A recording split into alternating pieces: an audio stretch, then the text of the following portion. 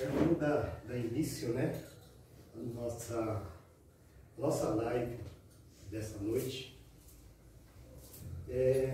pedindo licença e permissão a Deus Pai, Deus Filho, a Deus Espírito Santo, a São Miguel Arcanjo, a todos os anjos arcanjos, a nossos sagrados e grandes orixás, a nosso mentor espiritual desta casa, o Senhor Cobra Coral, para que possamos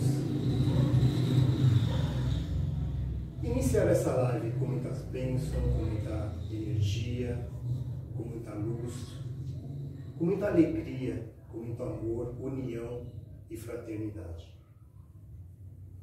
Nosso Congá hoje terá um complemento com o sagrado do budismo, o nosso irmão, o monge Seixin, trouxe para nós essa iluminação, essa bênção que iluminou mais ainda o nosso Congá. Vamos iniciar a nossa live com um Pai Nosso, que é a oração universal. Pai nosso que estás no céu, santificado seja o vosso nome, venha a nós o vosso reino, seja feita a vossa vontade, assim na terra como no céu. O pão nosso de cada dia nos dai hoje, perdoai as nossas ofensas, assim como nós perdoamos a quem nos tem ofendido, e não nos deixeis cair em tentação, mas livrai-nos do mal, que assim seja. Eu, Pai Ângelo, agradeço a Seixin pela sua presença aqui na nossa casa, deixando muitas e muitas bênçãos para todos nós. Gostaria que o senhor se apresentasse. Sim. Bom, queridos irmãos de luz, ante tudo, boa noite a todos. Boa noite. Sou o padre reverendo Seixin Arturo Nobuni, diretor de culto do templo budista Shingon-shu Henshoji na Vila Antonieta, na Aricanduva. Muito honrado em estar aqui neste lugar sagrado, presente, rodeado de grandes seres de luz, maravilhosos amigos de luz, grandiosos, que sempre, por mais longe que hemos estado, sempre estamos juntos na oração em todo momento. E até que chegou, né, a data do nosso grande encontro, né, tão esperado por tanto tempo, né? Tá? A gratidão eterna ao universo, às energias grandiosas, por nos dar de presente um momento tão puro, né, entre todos nós aqui, com os irmãos juntos aqui nesse lugar sagrado. Eu agradeço ao Padre Ângelo a grande recepção, né, a abertura de braços com que nos recebeu neste momento, né, no templo. Agradeço de coração mesmo, né, que representando o budismo, essa energia grandiosa que ficou como filosofia de vida para toda a humanidade, que em alguma maneira contribui com um grãozinho de areia, né, na felicidade de todo ser humano nessa terra mesmo. Tá? Muito obrigado, senhor, pela conversa. E presente está os pais e as mães, e dá força dessa casa espiritual Luz Divina também. Eu, Babá Rose. Eu, Babá Sandra. Eu, Babalaú Wagner. Babalaú Anastácio. E eu, Babalaú Paulo. São os nossos colaboradores aqui da nossa casa, como temos também as nossas cambonas, as meninas que estão lá. Cambona que são Mafalda. Cambona Neide. Cambona Fátima. E o nosso irmão também, Michel, que é o tabaqueiro, instrumentista da nossa casa. Obrigado. Boa noite a todos. Boa noite. Então, o Sinchin, dando início à nossa live desta noite, né? Certo. Eu, de princípio, vamos começar aí com a nossa Umbanda, né? Certo. Ela é uma religião nova, Certo. né? A religião brasileira e de matriz também africana, e de origem de cristianismo, kardecismo, indígena. Certo. Ela representa tudo isso. Então, eu pergunto para o senhor, Sim. o budismo é uma religião? Sim. O budismo é considerado também uma religião, só que tem um pequeno detalhe, que mais que uma religião é uma filosofia de vida que foi deixada para a humanidade, né? Com uma história de mais de 2.600 anos que começa na Índia. O príncipe Siddhartha Gautama justamente nasceu como filho de reis, né? O príncipe Siddhartha Gautama, ele abandonou esse lado material para encontrar uma resposta ao sofrimento do ser humano. O sofrimento a quê, no caso? Né? Sofrimento a doença, a ficar doente, né? O sofrimento a ficar idoso, o sofrimento à morte. Justamente esses são os três pilares do budismo que deu origem a essa grande filosofia. Então, para ele encontrar essas respostas, ele teve que sair do castelo, deixar todo esse lado material de luxo que é próprio da vida de um príncipe que tem tudo, né, do reino especial para ele. Ele teve que deixar tudo e se adentrar no meio da mata para fazer praticar diferentes caminhos de meditação, né, até que encontrou o caminho certo. Não vou me espalhar muito porque é muito cheio de detalhes, é muito rico em detalhes mesmo, todos a história do budismo, né? Mas ele, pegando um desses caminhos de meditação, encontrou essa grande resposta e nos deixa essa filosofia para nortear a vida da humanidade, sem distinção, sem nenhum tipo de discriminação, tá? Queremos que todos tenham uma vida plena, uma vida certa, correta, uma vida que seja válida para todo ser vivo, né? De que maneira ou de outra maneira ajudar a que todos estejam da maneira certa, correta, realizados nessa vida, né? Porque assim, 80, 90, 100 anos é muito curta a vida, né? Muito curto o nosso tempo de permanência nesse mundo material.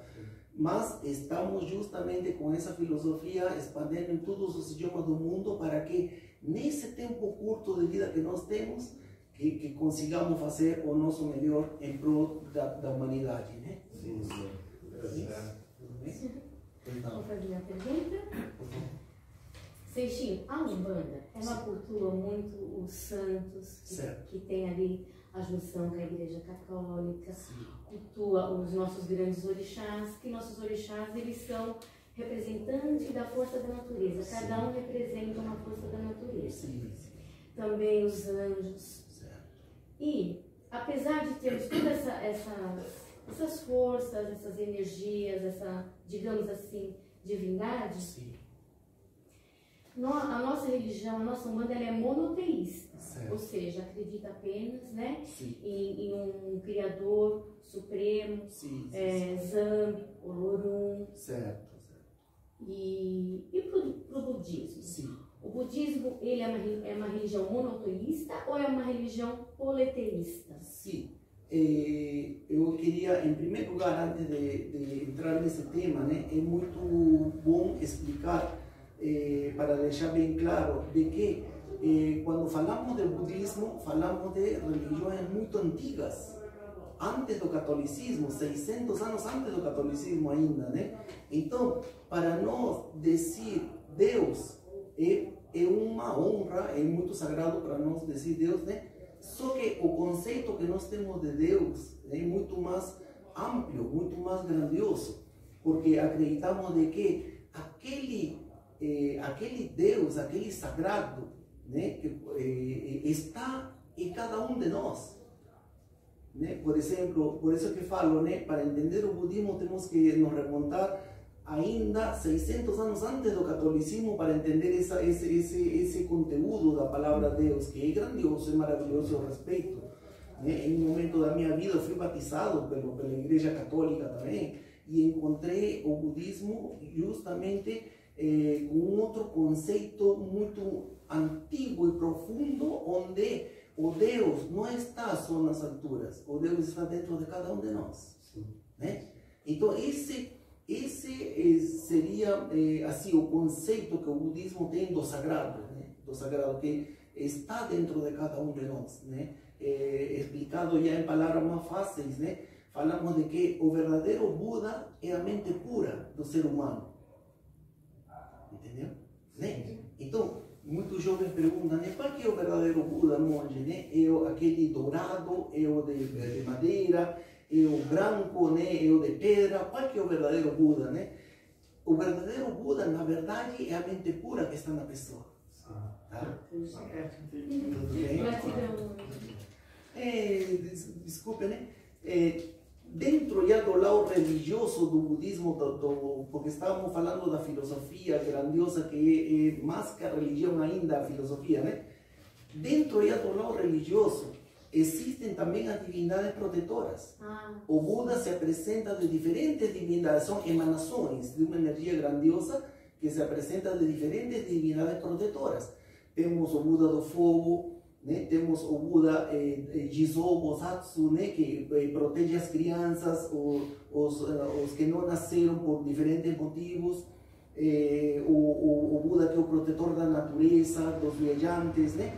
Temos uma representação feminina de Buda também, que é Kannon Bosatsu, por causa do amor materno, puro, de mãe para filho, né? Está representado. Então, no budismo temos assim diferentes tipos de divindades protetoras, né? Isso mesmo.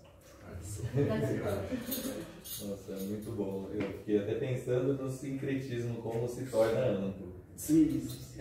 Seixin, eu queria refletir, né, e compreender. Acho que para tudo tem um princípio. Sim. E eu acho que toda religião, toda crença, toda filosofia, ela tem o seu mito de criação. Sim. Então, como a Mãe Rose trouxe sobre, a gente tem um cristianismo desde do paraíso, de um Deus que cria o mundo em 7 dias. Na Umbanda, a gente tem alguns contextos falando sobre o Olorum, e que ele dá o saco da criação para um orixá, Oxalá, para criar o mundo. Sim. Como é que o budismo ele vê a criação do mundo e dos seres vivos, do homem, dos animais? Sim. O budismo está baseado numa, assim, falando de maneira bem pontual, né? O budismo, o que movimenta todo a filosofia budista, o discernimento budista, né? É a lei de causa e efeito. Então, nós acreditamos de que a Terra, os planetas, o universo, tudo tem uma origem, uma causa, uma explosão de estrelas, e aí foi desencadenando as leis da física, da química, né? E que justamente isso foi avançando no tempo, né? Muito intenso, vivo, uma energia que ia se regenerando, né? Planetas que iam se aquecendo, depois começaram a se esfriar, e aí começou a dar novas reações químicas, e o budismo está justamente baseado na lei de causa e efeito, que alguma coisa causou outra coisa, né?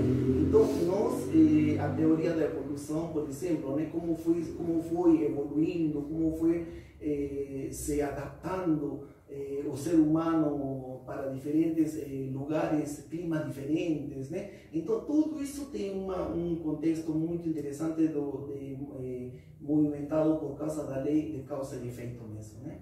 Muito bom. Nos nossos estudos, nós vendo o próprio kardecismo, a gente tem o Big Bang, a teoria de Darwin, e ao mesmo tempo a gente tem o sincretismo, se eu estiver enganado, quando você fala das divindades, e nós temos também os orixás, que eles acabam fazendo parte de todo esse processo, de acordo com a natureza ou a ciência, aí entra também a essência desses fenômenos, né? Sim. É interessante, né? Porque existem muitos vínculos, muitas ideias assim, bem parecidas, bem semelhantes mesmo, né? Enquanto a o mesmo denominador comum, energias boas para proteger, para cuidar, né? O sagrado, né? Então isso é muito interessante. Logicamente, como estamos falando de uma religião que nasceu no norte da Índia, né? Ela ainda mantém as suas raízes de recitação de mantras, por exemplo. Lembremos de que mais de 2.600 anos atrás o budismo nasce na Índia, só que na Índia já existia religiões muito mais antigas, o brahmanismo, né? E o brahmanismo de 6.000 anos atrás, né? 6.000, 7.000 anos atrás, o brahmanismo já recitava mantras, já utilizava incenso, a fumaça do incenso, né? Então, o budismo nasce nesse meio místico, né? Esse meio esotérico, e fica justamente até nossos dias, a nossa linhagem justamente do budismo Shingon, né? Que se vocês colocam no Google, por exemplo, né? O que é budismo Shingon, vai explicar que é a linhagem mais mística e esotérica do budismo. Místico, esotérico, por exemplo aqui, né? Como o som cria um estado de paz espiritual tão interessante que nos deixa em segurança, né? Como o som de um mantra recitado tem esse poder de abrir umas assim por falar, né? Umas portas espirituais grandiosas, né?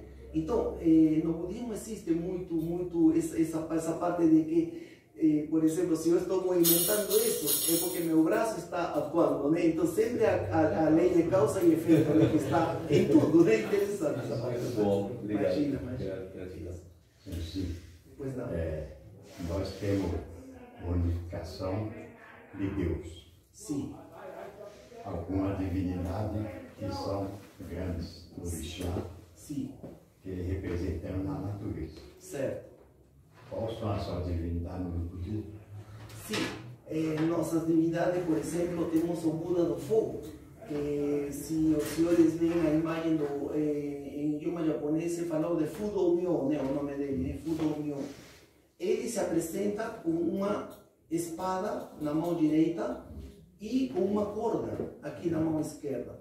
A espada representa a sabedoria, o discernimento, o raciocínio, que sempre nós temos que ter para solucionar qualquer problema que aconteça ou dificuldade que aconteça na nossa vida, né? A gente não pode entrar no desespero, não. Temos que raciocinar, interpretar os sinais que estão acontecendo e com essa espada da sabedoria a gente corta essas amarras que atrapalham a nossa vida, né? Por exemplo, e a representação do fogo que está sempre ao redor dele, é o fogo sagrado que vai queimar todo esse sofrimento, essa energia negativa e vai deixar a pureza mesmo, né? O fogo que purifica seria no caso, né?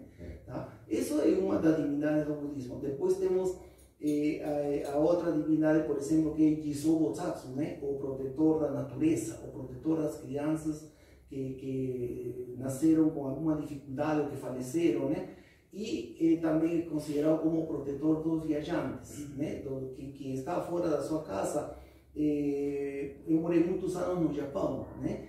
E lá no Japão, quando você se adentra no interior e vai pelos bosques, pelas montanhas, caminhos do interior mesmo, sempre vai encontrar estátuas daquele Jizo Bosatsu, que são estátuas dos protetores da natureza, para que as pessoas que passem por esse caminho estejam em segurança, protegidos, e consiga também como sinalização para voltar para a sua origem de casa, né? Então, existe todo isso, e interessante que sempre tem ofrendas, essas estátuas no meio da natureza, né? Sempre tem uma ofrenda, uma bolachinha, um copinho de água, que as pessoas vão colocando em gratidão, né?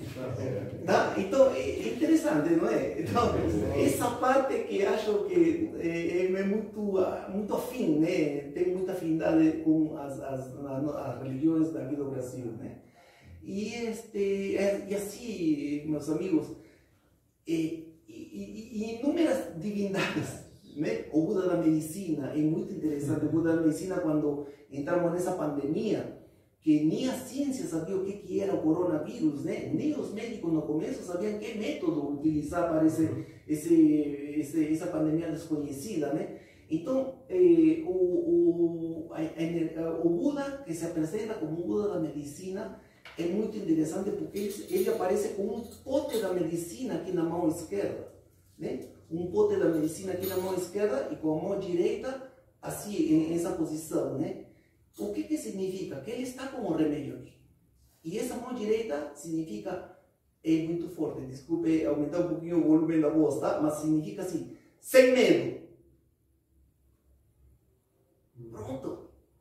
Nós não podemos ter medo das doenças, porque temos aqui o remédio do raciocínio, né? Temos a ciência que está utilizando o raciocínio para construir esse remédio da maneira mais rápida possível, e conseguiu controlar essa situação. Né? Tudo bem que ainda temos, mas já em comparação com o que foi no começo, já é uma grande bênção, né? O que aconteceu com a ciência, né? Então, esse raciocínio, discernimento certo, correto, baseado na causa e efeito, né? Na lei da física, da química, o Buda se nos apresenta trazendo esse conhecimento e assim a firmeza de espírito que nós devemos ter em todo momento. Porque é interessante, nossa mente sempre nos quer levar para o sofrimento, porque é mais fácil ficar sofrendo que encarar o sofrimento, né? É interessante esse comportamento da mente, né? Isso foi estudado 2600 anos atrás, quando o Buda fala, né? Calma, sem medo, né? Então, e quando começamos já a descobrir, a analisar essa estátua do Buda, do Yakushi Nyorai, que seria o Buda da medicina, é interessante, né, como se fortalece o nosso espírito e conseguimos, né, superar essas doenças que aparecem no mundo, né? E assim, né? Sim, né? Tá? São várias divindades, gente, desculpe, não me espalhar muito, mas são, como o senhor está falando, né? São várias divindades protetoras, né? De que maneira te vai ajudar? De que maneira te posso ajudar, né? E justamente isso, né? Monge. Pois não.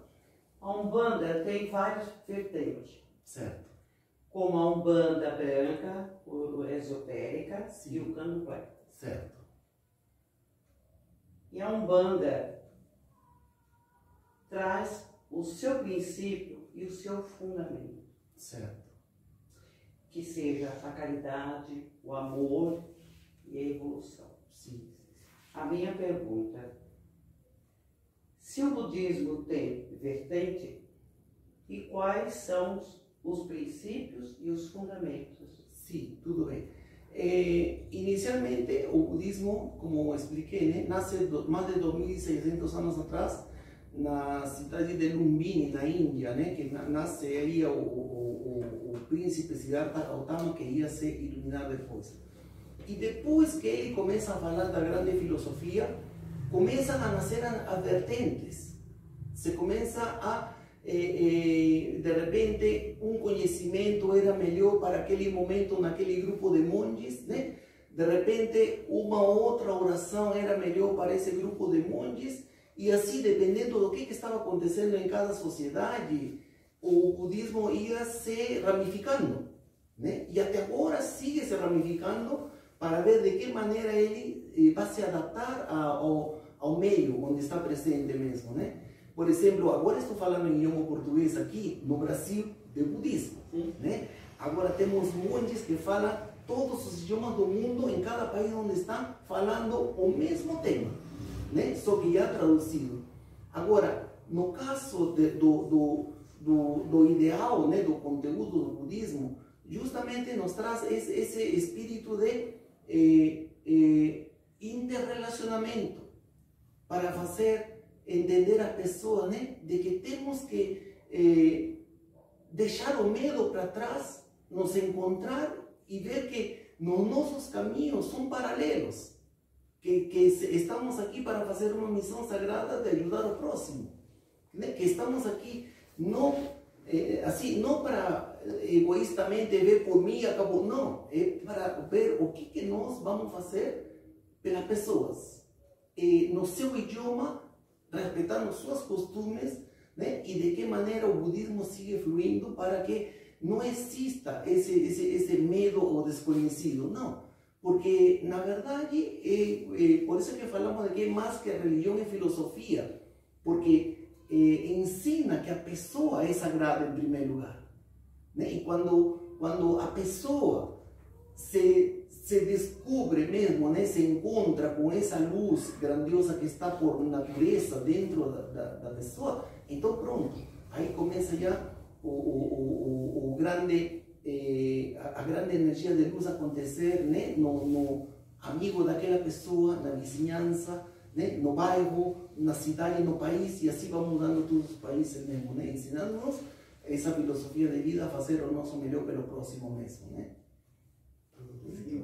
Tudo bem? Monge, nós sabemos da lei do karma. Sim. A gente conhece o karma, que é uma tendência lá de trás, né? Sim. Ou alguma coisa até atual, né? Sim. E a gente, como já falar, é uma tendência, né? Sim. Como o budismo vê o karma? Sim. O karma, na verdade, aqui no Ocidente, né, temos um conceito de karma de que tudo que está relacionado ao karma é negativo. Só que não. É também um lado positivo também.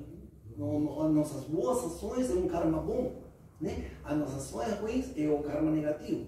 Então, para não generalizar, né, de que nós estamos aqui em sofrimento, sofrendo algum castigo, assim, o karma registra todos os nossos atos corretos e nossos atos errados, né? Agora, essa parte que eu acho muito interessante dentro do budismo, né? Às vezes, para nós encontrar os nossos erros, uma vida é pouco. Não conseguimos encontrar ou nos corrigir nessa vida porque é passageira, passa muito rápido, não dá tempo, né? Então, o budismo acredita nesse ciclo de renascimentos e mortes, onde se vem arrastando uma bagagem, né, de experiência, de conhecimentos que aconteceram na vida anterior, para conseguir, de repente, corrigir essa situação nessa vida, né? Então, é um ciclo. Quando que termina esse ciclo, né? Quando a gente já fala, quando acontece essa luz, essa iluminação na pessoa, assim como aconteceu com o príncipe Siddhartha Gautama, que aquele sofrimento que eu comentei com os senhores no começo, né, de ficar doente, né, de ficar idoso e de morrer, aquele sofrimento ficaram sob controle, encontrou a resposta, falando de que a sua essência não morre, a nossa energia de luz não tem nem começo nem fim, não tem nem nascimento nem morte, né? Só que acontecem essas reencarnações para ver se nessa vida a gente encontra a resposta absoluta, e aí sim já não precisamos renascer nesse mundo de sofrimentos. O que no budismo falamos que atingimos o nirvana, na iluminação, né? A nirvana, né? O lugar onde está tudo certo, nada sofrer, nada aprender, né? Nada se alegrar, tudo no equilíbrio mesmo, né? Ok. Agradecido. Aproveitar essa fala, né, sobre a luz, nós separamos uma canção também antes da segunda parte das perguntas, que fala exatamente sobre luz, né? Eu gostaria de cantar, eu acho que acaba complementando as vossas palavras, tá bom? Agradeço. Precisamos de fé, pois sem fé não temos nada. Precisamos de luz, pois sem luz não enxergamos nada. Precisamos de fé, pois sem fé não temos nada. Precisamos de luz, pois sem luz não enxergamos nada. A luz da fé, quando sai do coração, é sempre Deus que nos dá a direção. Quando aparecem provas a cumprir, Deus dá luz da fé para nunca desistir. Quando aparecem provas a cumprir, Deus dá luz da fé para nunca desistir. Salve a luz da fé. Da causa e defeito. Que bela letra, é isso mesmo, gente, é isso mesmo, né? Tá? Nossa fé, nossa luz, aquela energia sagrada que está dentro de cada um de nós, né? Como falei para vocês, o fato de nascer homem ou mulher é segundo plano, tá? Depois, para complicar mais a situação, vem os costumes locais de uma sociedade onde não coloca o machismo como algo forte, né? Nossa, não é não, tá? É sagrado que está dentro de cada um de nós. De cada um de nós, tá? Seixin, fazer uma introdução sobre a pergunta que eu vou fazer para o senhor. O cristianismo, ele está aí pelo mundo, né? Sim. E nós aqui da Umbanda, nós temos Jesus Cristo no sincretismo como o nosso Pai Oxalá. Sim, o Senhor da paz, o Senhor da energia, da fé. Certo. Né? E eu pergunto para o senhor, o budismo, como ele vê Jesus Cristo? Qual a sua visão sobre Jesus Cristo? Na verdade, né? Na verdade, nos tempos de Buda não podíamos falar ainda, não temos assim leitura escritas do budismo, porque era mais antigo, né, que o cristianismo, né? Mas agora, já nas nossas épocas, nessa era de vida que nós estamos, a gente estuda como que é uma grandiosa energia de luz que veio para a humanidade. Sim. Né? Assim como diferentes religiões vieram, né? Diferentes energias vieram para diferentes religiões para nos levar a fazer o nosso melhor. Né? Se nós analisarmos todos os caminhos religiosos, todos querem fazer de pessoas em sofrimento, pessoas nobres, pessoas certas, corretas, corrigidas. Todas têm esse comum denominador. Então, quando já, mesmo sem ter escritas antigas relacionadas a Jesus no budismo, agora analisamos de que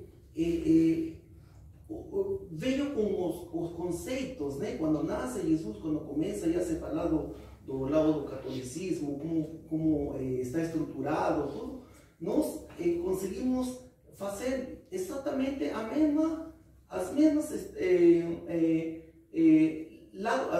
mesmas termos e corrente filosófica que nos juntam, que nos levam a um caminho, né? O catolicismo já foi, nasceu lá na Israel, em Jerusalém, né?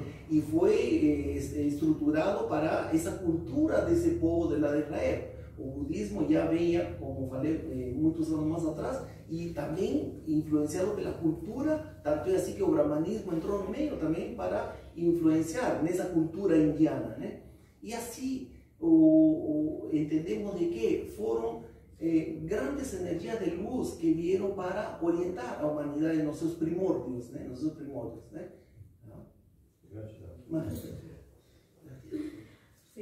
Pois não. Aqui na nossa casa Luz Divina, que é o nome, né, da nossa casa Luz Divina, nós trabalhamos muito, usamos muito as energias, né? Os elementos, água, terra, fogo, ar. Também a energia do reiki, cromoterapia, radiestesia. Sim. E nós acreditamos muito nessa força sagrada, nessa grande força que é o prana, o éter. Sim. E que movimenta todas essas forças.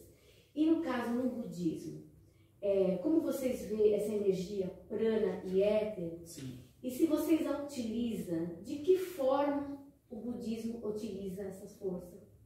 Correto. Acreditem. Sim.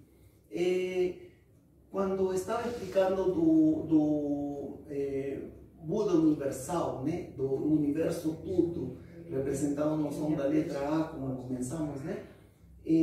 Se vocês veem a imagem do Buda universal,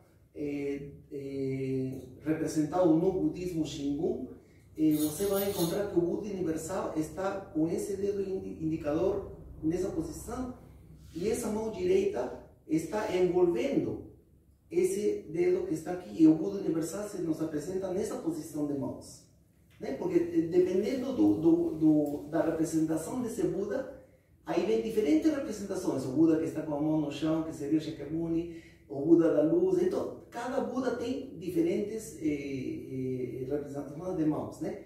No caso específico do que a senhora está falando, o Buda Dainichi Nyorai, o Buda cósmico, o Buda universal, se apresenta com essa posição assim, que significa o quê?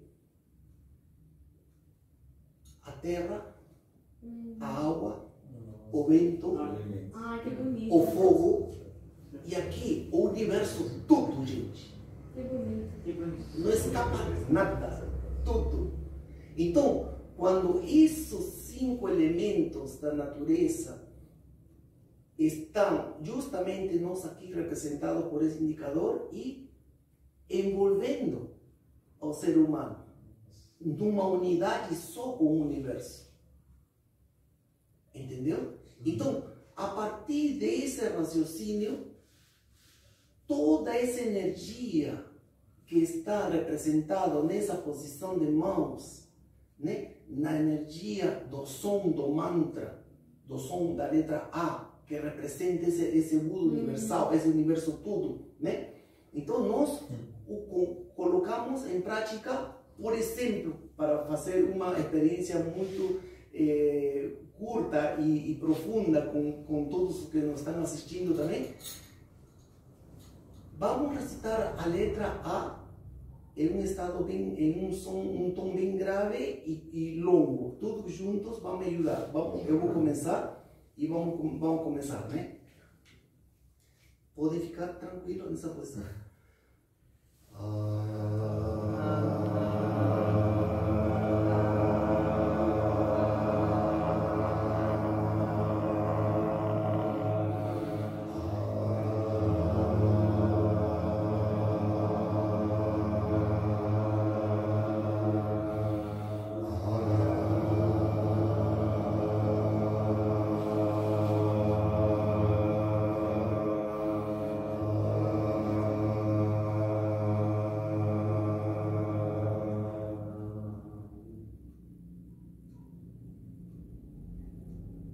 Exatamente, é isso o que nós não podemos explicar com palavras humanas.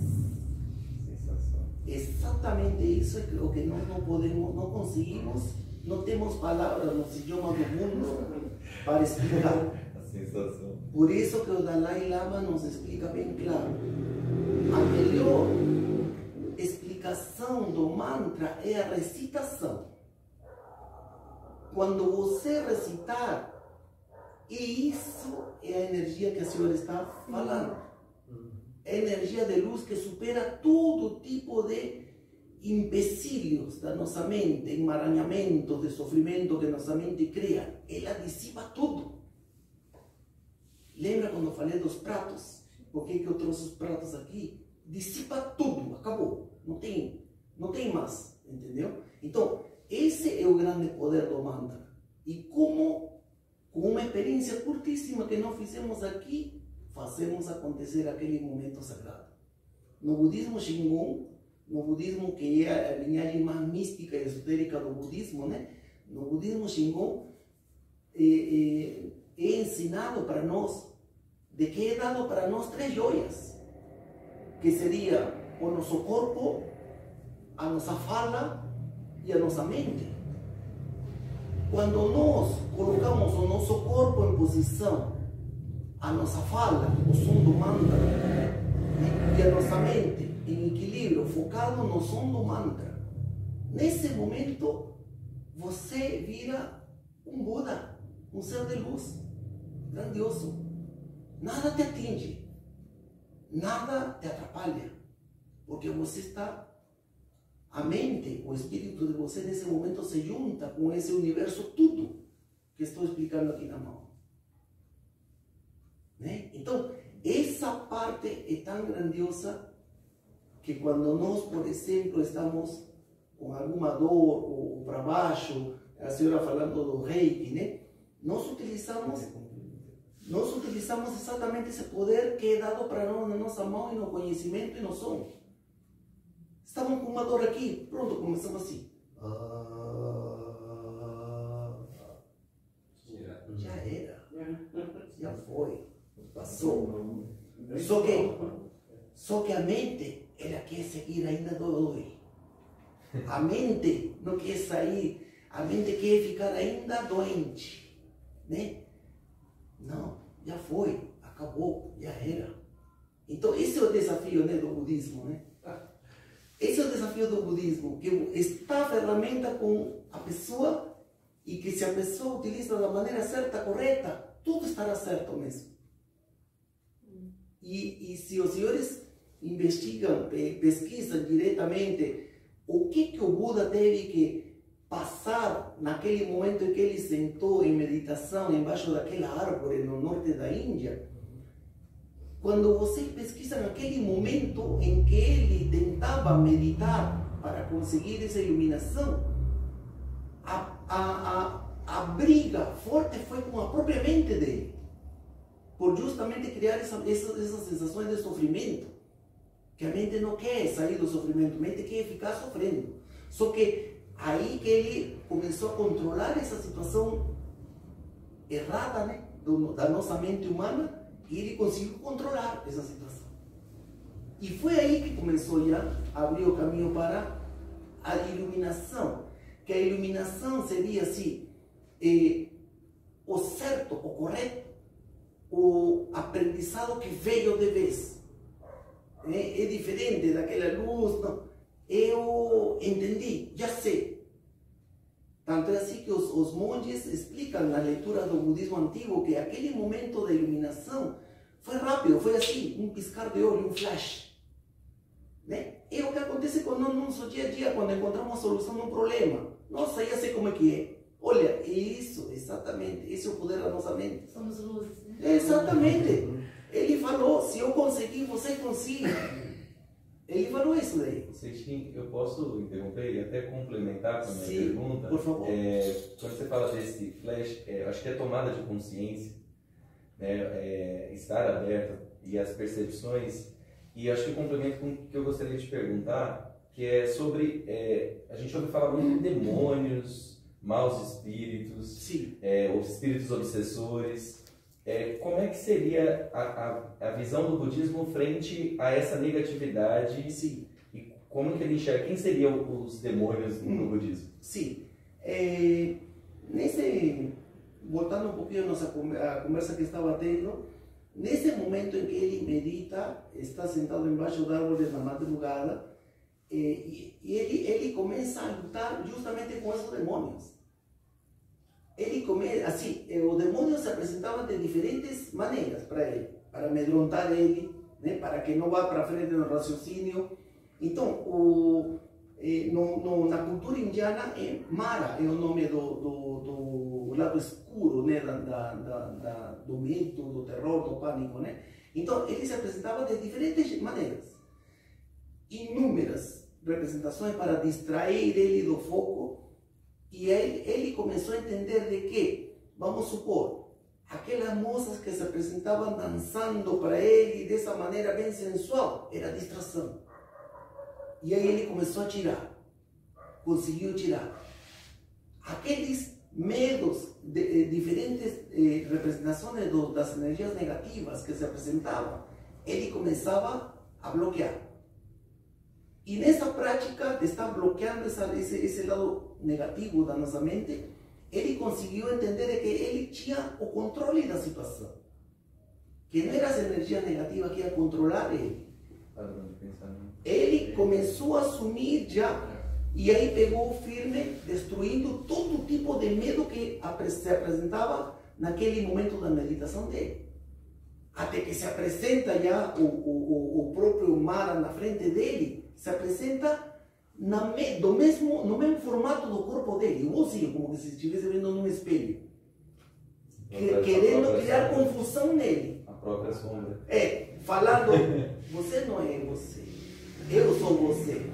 Aí ele falava, não, eu sou eu. E a terra é uma testemunha, falou assim, entendeu? Aí que ele coloca a mão no chão, e aí que acontece já esse momento da iluminação e destrói esse mal, né? Então, essa parte é muito interessante porque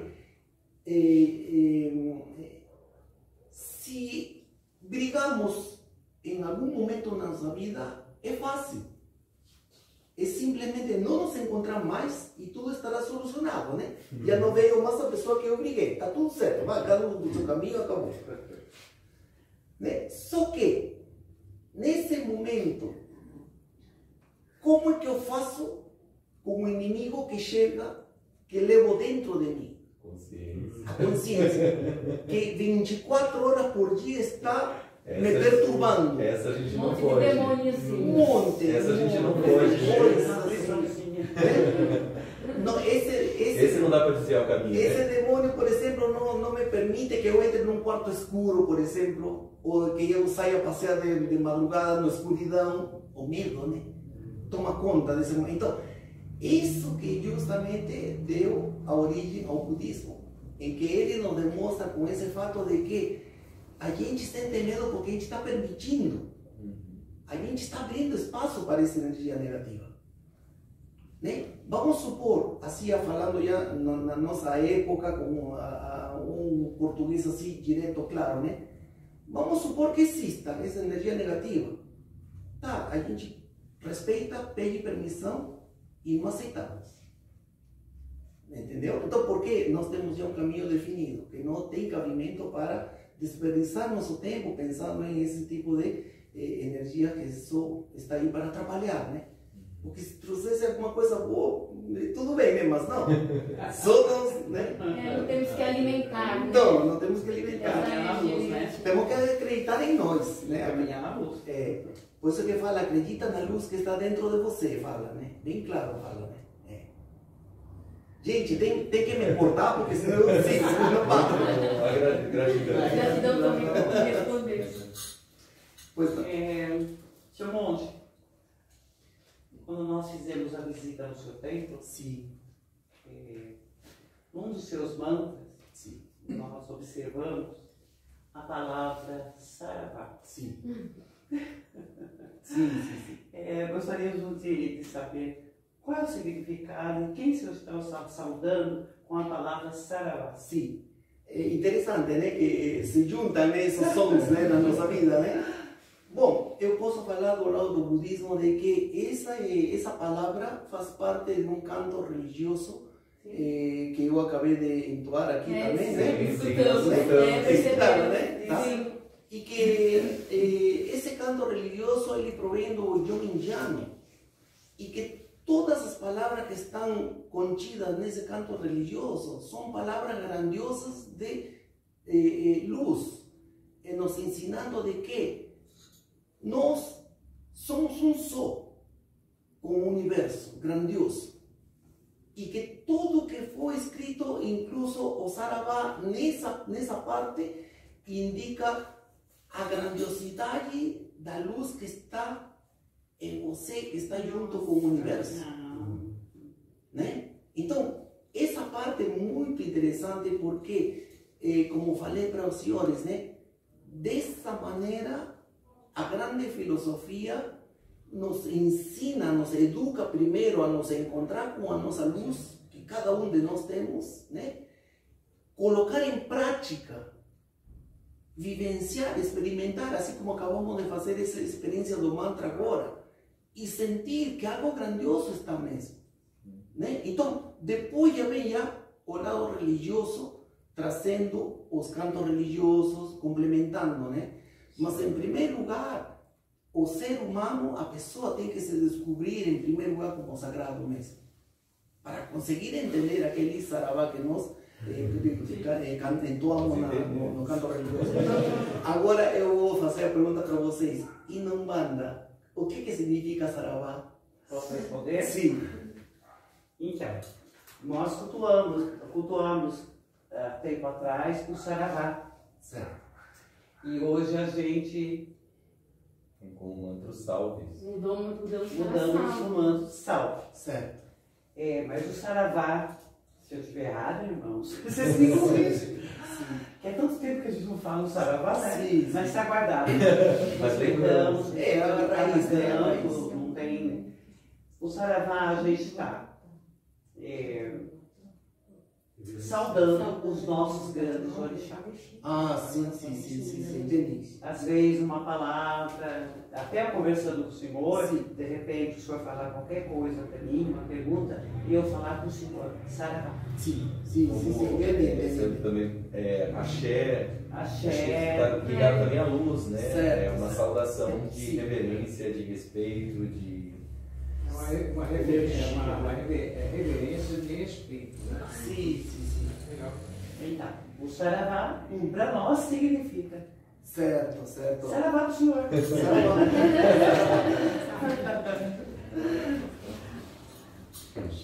Sim. Sobre o nosso ponto de energia, Sim. de chakras, Sim. na sua doutrina, no budismo. Sim, os chakras também faz parte, né, dos estudos do budismo, né?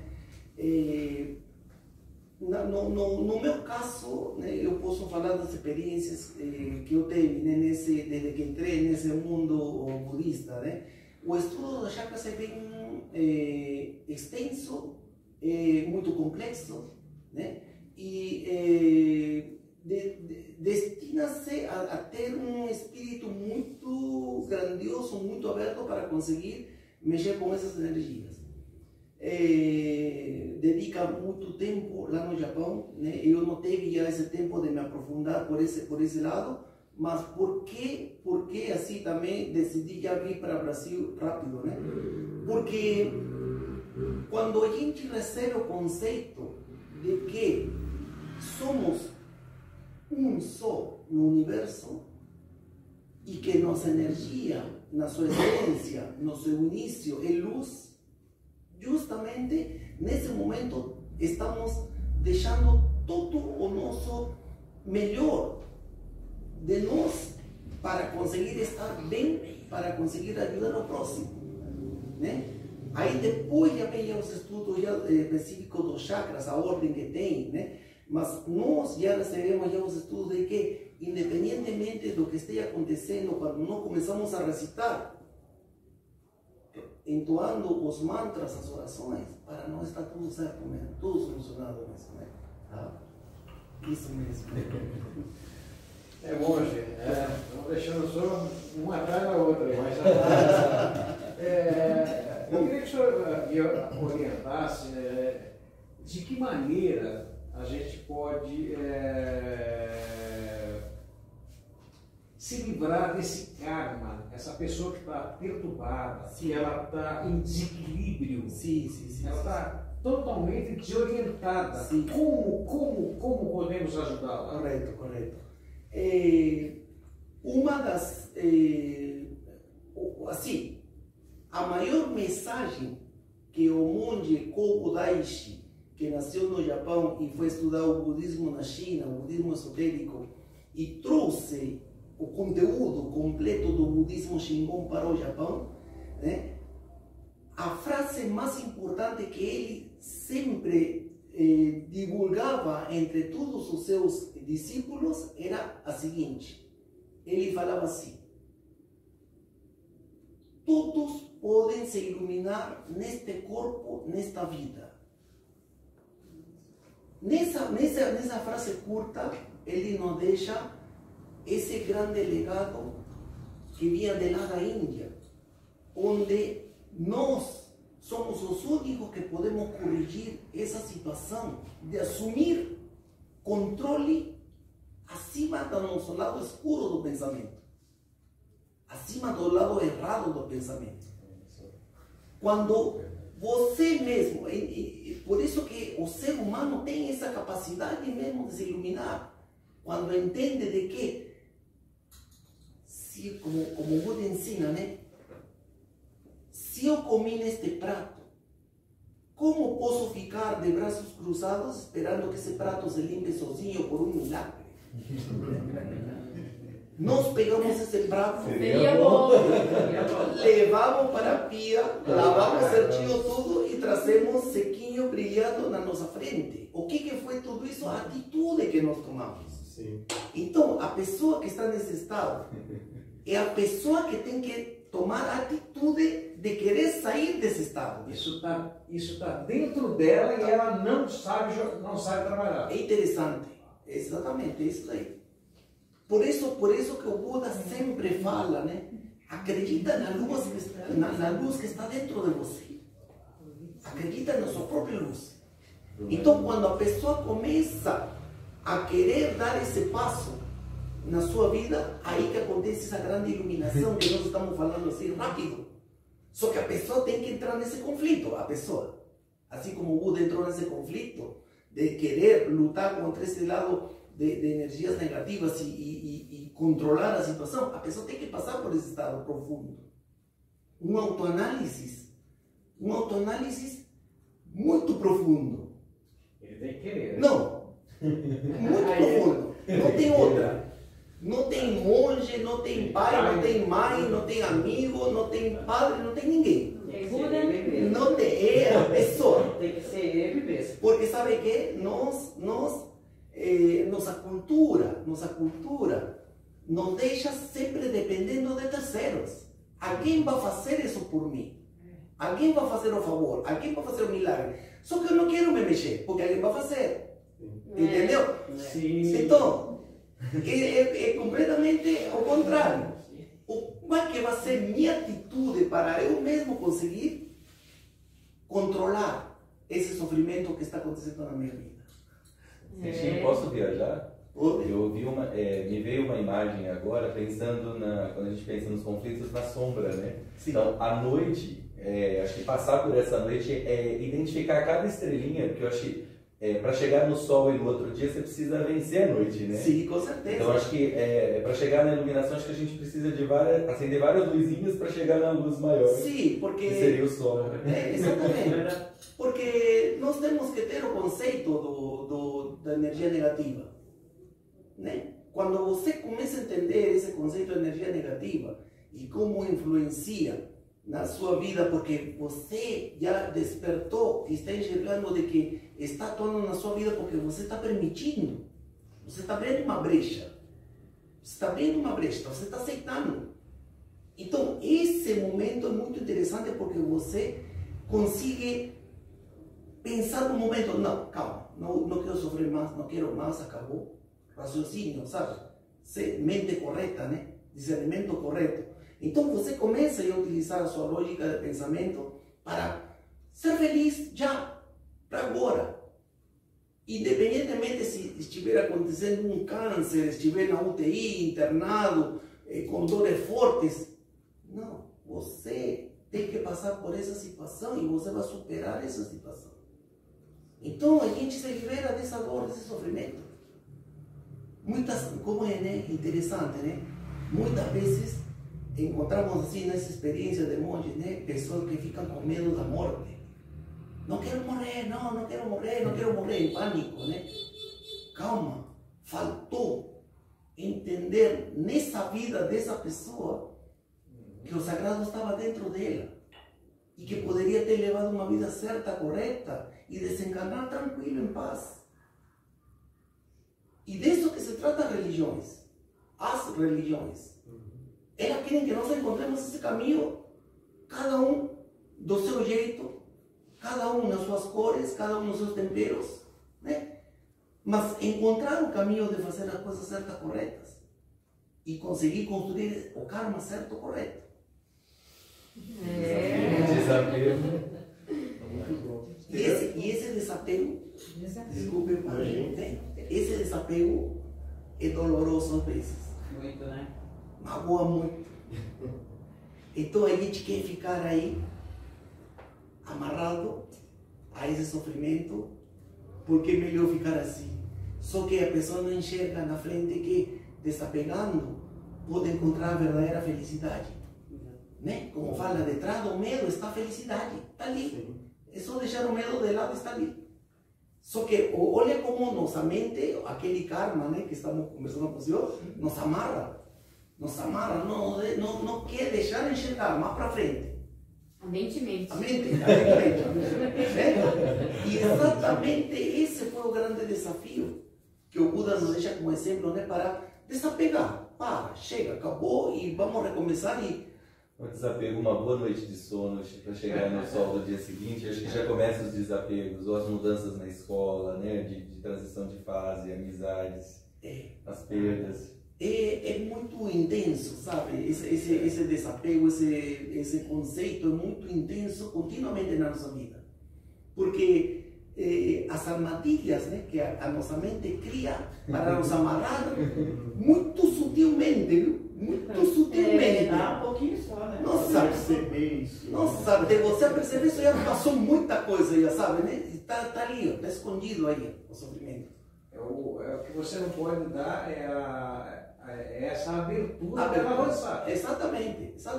Não quero aí é onde ele entra no desespero. Sim. Exatamente. Aí já começa a fazer loucura, fazer coisas erradas. Cai, né? Um turbilhão aí de raciocínios negativos que vai alimentar o prato. Mas às vezes é só ir lá e lavar o prato, mas aí a pessoa faz outras coisas. Deixa o prato sujo. Mas se tem outra pessoa que lava o prato para ele, é melhor, né? Exatamente.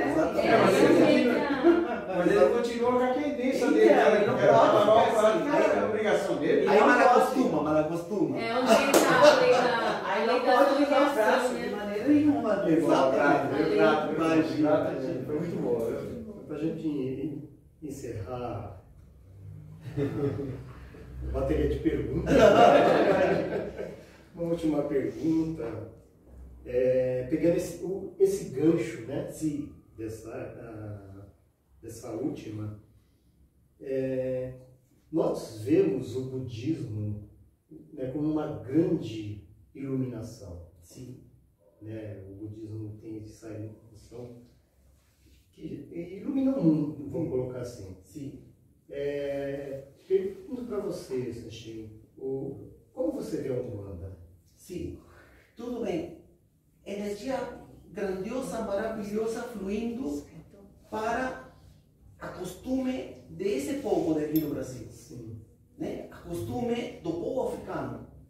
Se incorporou, né? Se interrelacionou com esse modo de vida das pessoas para conseguir ajudar por esse lado da sua maneira. Né? Mas o final comum é justamente colocar chega para lá o sofrimento, parar com o sofrimento. Né? Seja no budismo ou em qualquer outra religião. Né? No caso do Umbanda tem isso também. Então, de que maneira entra esse raciocínio certo, correto, mesmo dentro da Umbanda, para conseguir que a pessoa entenda de que é capaz de superar esse sofrimento. Então, não temos, assim, temos que ter muito cuidado com a influência cultural que nós temos. Porque, no fundo, não existe se o catolicismo é maior que é melhor que o budismo é melhor que o catolicismo, ou o budismo é melhor. Não. Não existe isso, né? Não. Esses são os conflitos que são colocados nas nossas culturas, né? Mas no raciocínio, todos os caminhos são bons. O que eu vi, então? É minha mente. Porque temos o conteúdo e minha mente não deixa aplicar esse conteúdo. No budismo, exatamente, falamos assim, né? De que é difícil encontrar o budismo, isso está nas nossas orações. É difícil encontrar o budismo. Mais difícil é encontrar o monge que explique o budismo.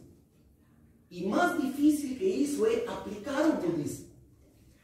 Então, de nada adianta nós escutar que nós somos seres de luz grandiosos, né? Que temos esse poder e não aplicar. Né? Então, essa parte que é interessante, né? O desafio de aplicar a prática. Né? Por isso, independentemente das correntes religiosas que temos no mundo, todas têm um conteúdo grandioso, maravilhoso. Né? Cabe à pessoa qual que vai eleger, mas todos com um denominador comum, né?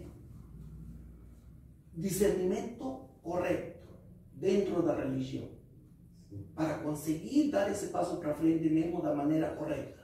Não entra as contradições, né? Porque nós somos humanos, nós cometemos erros, né? E esses erros também, infelizmente, entram no próprio caminho religioso também, onde vemos religiosos envolvidos em erros também. Então, acontece isso de lá. Então, aí que vem esse desafio, né? De querer fazer o certo no meio de tudo isso que esteja acontecendo. Vamos fazer o certo e tudo vai dar certo. Né? E ainda pegando esse gancho, né? Vamos falar aí sobre... Tem um exemplo. A Rosa, por exemplo, né? A Rosa nos traz aí um exemplo muito grande, né, para todos nós, né? Sim. Ela tem os seus espinhos, sim, assim como ela tem as suas pétalas, ela tem o seu perfume, sim. Né? Ela tem aqui sua haste, sim, né? As nossas religiões são isso, sim, os espinhos, correto, né? Sim. São os obstáculos para despertar o ser humano, sim, né? Porque o espinho machuca, sim. Ele fere, sim. A pétalas, para mim, são centelhas de luz, certo, né? Que ilumina o nosso caminho. O perfume, a suavidade da nossa alma, sim, o conforto, né? E a haste, o equilíbrio. Sim, correto. Então, não tem exemplo maior, né? E uma flor, né? Que uma flor, principalmente uma rosa. Sim, né? sim. Ela tem os espinhos para ninguém machucar as suas pétalas, né? Correto. Sim. Você pega, opa, não vou machucar. Sim, né? é verdade. E a nossa vida é isso. As religiões são isso. Sim. Então a gente tem esse grande exemplo, que é a rosa. Sim. Né? Eu acho que para a gente fechar, acho que não tem um exemplo aí maior do que isso. Né? A rosa. E por falar na rosa, a gente tem, nós da Casa Luz Divina, nós temos aqui um grandioso presente, né, para o Senhor. Ah, para mim?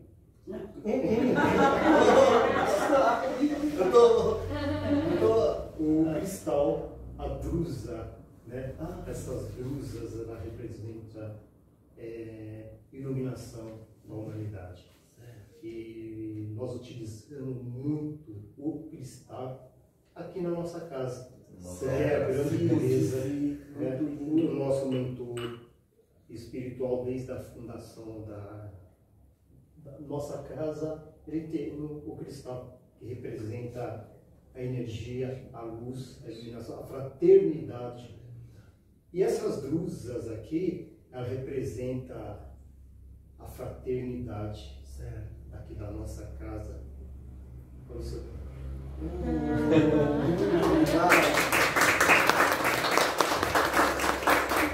Recibo Chinirai, o grande Buda universal. Nossa!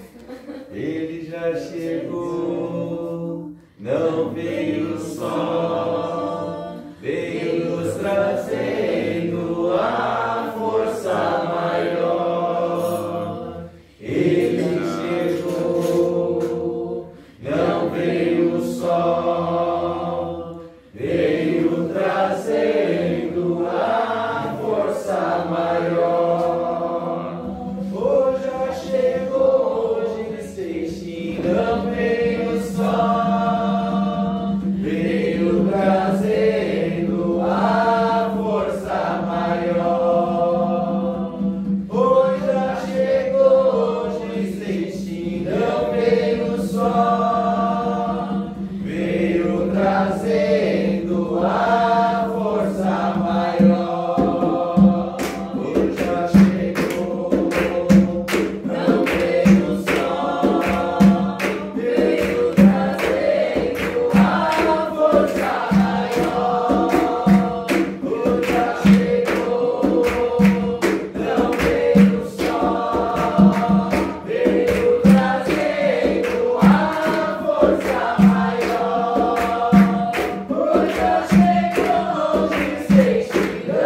força maior. Hoje já chegou,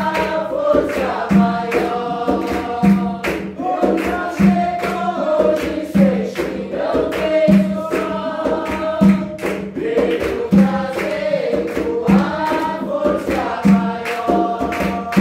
Veio trazendo a força maior. Salve, Seixinho! Salve!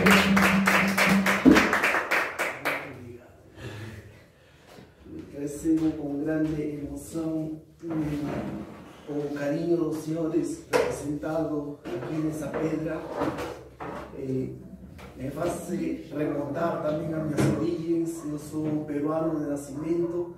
Nós, dentro da nossa cultura, também cultuamos muito a natureza, né? A pedra na cultura dos incas. E está sempre presente essa grande energia, né? E agora, com maior carinho ainda, né? Quando cada vez que eu vejo essa pedra, os pés do Buda Tonso, vocês estarão aqui. Todo o coração. No meu coração. Pensamos com muito carinho nesse símbolo, né? Muito profundo, muito significativo. Aranho, muito obrigado mesmo. Tenho certeza que todo esse momento fica aqui eternizado nesse momento sagrado para o nosso templo. Muito obrigado, tá? Gratidão pela sua presença aqui conosco. Muito obrigado. Muito mesmo. Deixa pedimos para vós encerrar com o vosso mantra, né? Que nós sim. preparamos. Certo. Qual é o significado desse mantra? Sim, o budismo é um só, né? O Buda universal é um só, né? Na nossa linhagem ele se apresenta de 13 divindades fortes, né? Esse mantra resume a energia das 13 divindades. E quando nós recitamos, né, nesse idioma original, em idioma indiano, justamente estamos representando, né, entregando a nossa grandeza para todos que consigam despertar também essa luz, essa grandiosidade que está ali em cada um de nós, né? E que a vezes não sabemos. Então, quando nós recitamos esse mantra, estamos entregando o mais puro do nosso sentimento. E podem colocar mais pureza, porque não temos palavras para definir isso de lá. Por isso que nós recitamos o mantra, né? Que resume tudo, né? Que está completo, né? Que não tem mais nada a ser explicado, né? Que é repassado assim para todos com carinho, né? Tá? Esse mantra é como falei para os senhores, são sílabas sigilosas do budismo Shingon, né? Onde o Buda universal repassou os sons para ser repassado para todos, tá? Prestígio, acho que cada um no seu espaço, né, na sua crença, e eleve o seu pensamento às divindades, à sua fé, ao seu sagrado. A luz interior de cada um. Sim. Os instrumentos, os irmãos. Antes de entoar o mantra, eu quero fazer um agradecimento a todos que estão nos assistindo,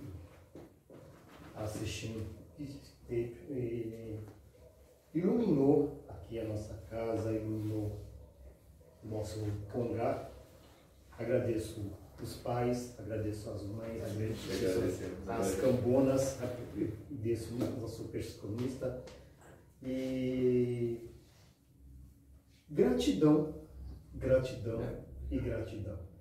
É a palavra que nós, da casa espiritual Luz Divina, deixamos o Senhor pela sua presença aqui conosco. Muito obrigado. Né? Que esse cristal, essa blusa, ilumine muito, muito o seu templo. Assim, que traga muita fraternidade, muita caridade, muito amor para essa humanidade que está tão necessitada de tudo isso. E muita saúde para todos nós. Gratidão. Antes de começar, eu só queria, desculpem,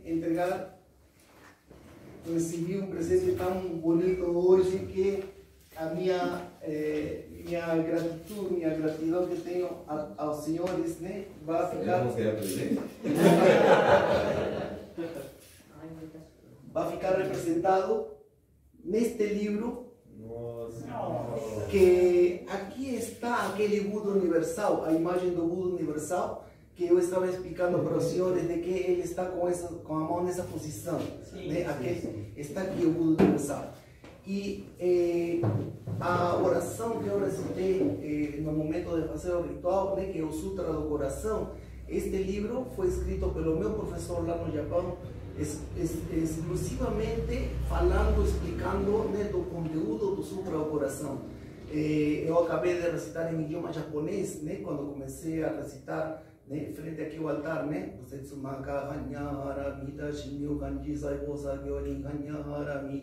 então isso está explicado em idioma português.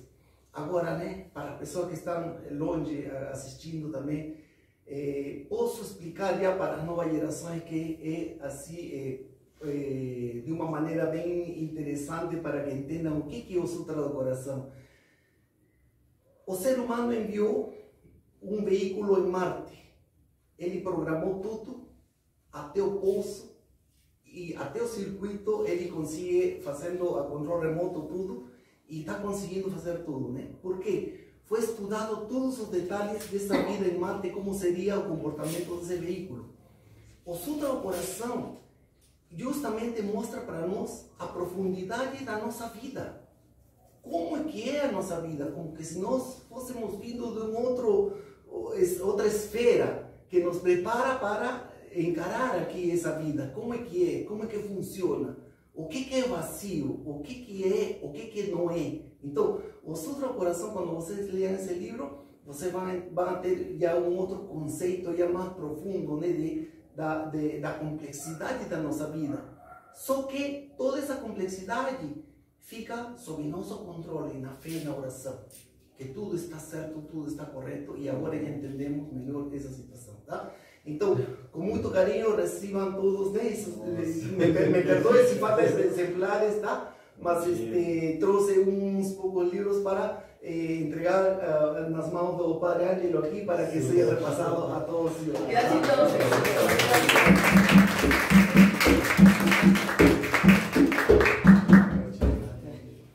Vou deixar aqui para depois. Sim, né? Certo.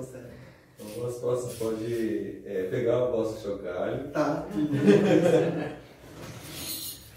7 vezes, tá? Simbologia do 7. Sim. Pois está presente em tudo. Tudo. Nós temos as 7 linhas da Umbanda também. Também, né? Estão aqui representados então nesse canto que vamos realizar, então, né? Das 7 vezes, tá? E como o Voz disse, né? Como o Voz vai encerrar com o símbolo e o prato. Sim. O prato, a função dele é iluminar. Iluminar. Que todo que esse som do prato se expanda em todos os quadrantes do universo para que todos sejam iluminados com a nossa, com essa oração que foi repassada para nós monges, né? Tá? Então isso, com essa intenção vamos encerrar esse encontro, né, de pureza, de paz para todos. Com o som da tabaca, dos chocalhos, do prato e das palmas, nosso canto, a gente reverencia o nosso Seishin.